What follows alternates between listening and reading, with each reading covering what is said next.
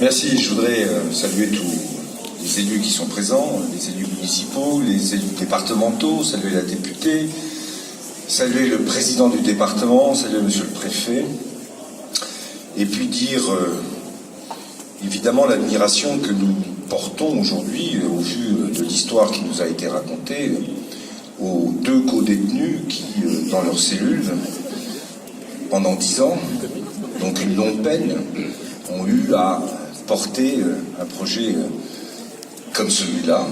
J'ai bien compris que c'était lourd à la fois pour dépasser les obstacles. Ça a été à plusieurs reprises sûrement des choix aussi à faire en cours de projet. Et comme l'a dit le président Le Ménère, il faut qu'on en mesure toute la négation qui a été nécessaire pour aller jusqu'au bout d'un magnifique projet. J'en dirai 2 mots à la fin sur ce sujet. J'étais très impressionné aussi de noter qu'on a eu droit au concours de François Ier. Et je me disais, mais à quelle époque sommes-nous? Eh bien, François Ier était là, il a apporté un concours important, si j'ai bien suivi vos opérations de promotion immobilière, pour valoriser des sites classés, des sites historiques, et leur donner une vocation nouvelle. Isabelle Sévère me disait tout à l'heure, quel destin pour un site. Au départ, il n'y avait rien. Après, quand la ville s'est agrandie et est venue passer de l'autre côté de la colline où elle est née, pour venir sur cette colline et sûrement dominer à l'époque la Sarthe, c'était pour y construire un couvent. Propice, normalement, ça a été rappelé par Franck, à la méditation. Et ensuite, comme quoi le destin d'un lieu peut connaître des épisodes et des histoires assez impressionnantes, ce couvent est devenu une prison. Peut-être là aussi, parce que les hommes pensent qu'en mettant des gens dans un endroit et en fermant un clé derrière, ça leur permet de réfléchir sur les bêtises qu'ils ont faites. Et là, aujourd'hui, il ne sera plus question ni de couvent, ni de prison. On est dans un lieu, au contraire, ouvert, un lieu de vie dans le centre-ville.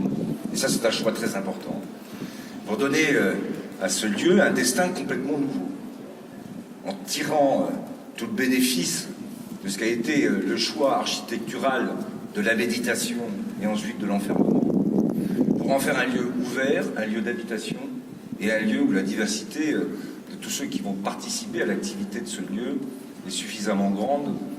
Et j'en ai fait le tour tout à l'heure, passer des fleurs, des jeux, de la bière, au vin, en même temps à la coiffure, et puis au massage, parce que j'ai vu qu'il y avait plein de salon de massage, un lieu où il va y avoir plein d'opportunités pour se rencontrer, avec des terrasses, et puis un lieu qui, par sa forme, va inviter chacun, évidemment, dans ce lieu à avoir des échanges qui soient, là aussi, peut-être pas sur le sens à donner à la vie, mais en tout cas à la couleur qu'on lui donne à la vie. Je voudrais aussi juste avoir un souvenir, parce que tout ce projet a été conduit dans un moment où moi je n'avais pas de responsabilité, et quand je suis arrivé, au moment où il y avait encore des travaux, mais on était déjà bien avancé, me rappeler de Jean-Claude Boulard, vous l'avez dit, puisque Bercy, et à l'époque j'étais ministre, il fallait bien que le ministre de l'Agriculture et porte-parole accessoirement du gouvernement aide aussi cette obtention des rescrits fiscaux. Et si, et je suis sûr qu'ici vous connaissez, et vous avez bien connu Jean-Claude Boulard, quand il y avait quelque chose sur lequel il était accroché et attaché, eh bien, il était extrêmement déterminé à obtenir le résultat qui a été celui que vous avez obtenu au bout d'un certain temps, pour permettre la viabilité de l'ensemble de l'opération. Parce que ça, c'est toujours aussi un sujet. On peut faire des grosses opérations. Et c'est très important, parce que c'est ce qui donne de la dynamique, c'est ce qui donne aussi ensuite de la valeur à un site comme celui-là. Et pour les réussir, il y a des équilibres économiques derrière qui sont extrêmement complexes à obtenir et à acquérir. C'est pourquoi, à chaque fois, que ce soit sur les questions de défiscalisation, sur l'utilisation du foncier disponible, eh bien, il y a eu là des choix importants qui ont été faits et qui aboutissent au résultat que nous avons aujourd'hui. Comme l'a dit Dominique Le Ménère, la beauté du lieu appartient maintenant à tout le monde, donc bienvenue à tous les propriétaires de la beauté. Merci. Merci beaucoup. Décidément, vous allez me le rendre.